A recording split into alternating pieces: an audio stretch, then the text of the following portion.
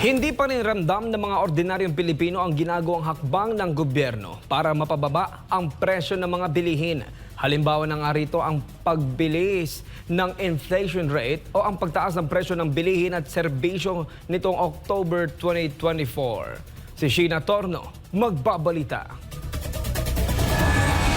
Sa karinderya, karaniwang kumakain si James Salonga tuwing nanananghalian ito. Nakabudget na kasi ang kanyang pera na sakto lang para sa isang kainan. Yun nga lang, mahal na ang bentahan ng ulam, nagtaas din ng presyo sa kada cup ng kanin ang ilang karinderya. Pero dati magkano lang bili mo ng kanin? 10 pesos, Tapos ngayon? 15. Minsan, pagka wala, gulay lang, tipid lang. Makakain ng maayos. Paliwanag ng ilang may-ari ng karinderya, mahal na kasi ang nabibiling bigas, kaya kailangan na ring magdagdag sa presyo. Medyo tumaas po yung kilo ng bigas, tapos yung per sack na rin po tumaas. So parang di na namin kaya sa ganung presyo yung pera. Parang magiging palit po na lang sa palit. Sa katunayan, batay sa ulat ng Philippine Statistics Authority o PSA, bumilis pa ang inflation rate o bilis ng pagtaas ng presyo ng mga bilihin at serbisyo. Sumipa sa 2.3% ang inflation ng bansa nitong Oktubre mula sa 1.9% noong Setyembre ng taon. Ang pangunahing dahilan, mas mabilis sa pagtaas ng presyo ng food at non-alcoholic beverages kabilang na ang pagtaas ng presyo ng bigas.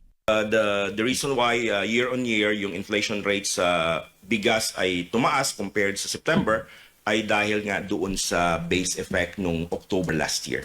Nakaambag din sa inflation ang pagtaas ng renta sa bahay, LPG at bayad sa supply ng tubig, gayon din ang restaurants at accommodation services. Sinabi ng PSA na kahit may pagtaas sa rice inflation nitong Oktubre ay single-digit level pa rin naman daw ito. Ngayon kasi ay nasa 9.6% ang rice inflation na malayo sa 24.4% na antas ito noong Marso. Paliwanag pa ng PSA, base effect ang dahilan kung bakit mas mabilis ang rice inflation nitong Oktubre dahil sa pinatupad na price cap sa bigas noong nakaraang taon. Yung presyo ng bigas based on the retail price sa ating mga commodity outlets, bumababa naman siya. Kaso nga lang, hindi siya ganon kabilis ang pagbagsak niya kumpara doon sa yung in-expect natin. Sa datos pa ng PSA, may pagbaba nga raw sa presyo ng bigas kada buwan, gaya ng well-milled rice na nasa 55 pesos at 28 centavos ang average retail price itong Oktubre, mula sa 55 pesos at 51 centavos na presyo noong Setyembre.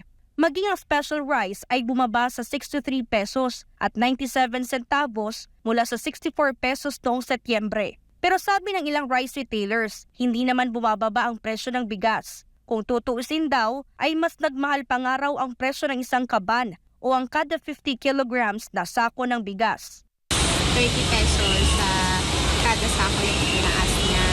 Hindi like siya talaga yung masasabi mong buwan-buwan siyang bumababa. Hindi rin sang-ayon ng Federation of Free Farmers sa sinabi ng PSA na may buwanang pagbaba sa presyo ng bigas. Unang-una, hindi nga raw ito ramdam ng mga mamimili. Taliwas din ito doon sa pangako nung lumabas yung, kung malala mo, yung Executive Order number 62. Ang pangako noon, ipababa daw yung presyo ng bigas sa palengke ng up to 7 pesos per kilo. So nasaan yung yung sinasabing 7 pesos drop in retail price of rice? Ikinababahala rin ng grupo ang posibleng epekto ng pagkawala ng aning palay ng mga magsasaka dahil sa sunod-sunod na bagyo na makakaapekto sa presyuhan sa bigas. Aminado rin ng Department of Agriculture na posibleng bumaba ang rice output sa 2024 mula sa kanilang target na 20 million metric tons.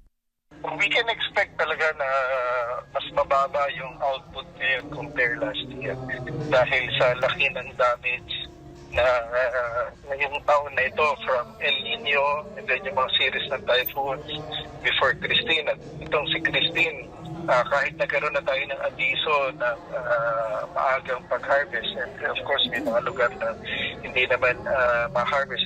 So malaki talaga yung nakikita natin na pinsala pang malawakan. Kasi naapektuhan ni Christine yung ating major rice producing regions and areas. So yung kung gaano kalaki, eventually malalaman natin yan later on. But there will be pagbaba talaga ng output, especially sa rice district. Sinabi ni Assistant Secretary Arnel de Mesa na siyang tagapagsalita ng ahensya na lampasan na naitalang pagkalugi sa produksyon ng palay ang karaniwang taunang pagkalugi na 500,000 metric tons hanggang 600,000 metric tons. Gayunpaman, sapat pa rin daw ang supply ng bigas dahil sa sandamakmak na imported na bigas na dumating sa bansa. Para sa Diyos at sa Pilipinas kong mahal, ito si Sheena Torno, SM9 News.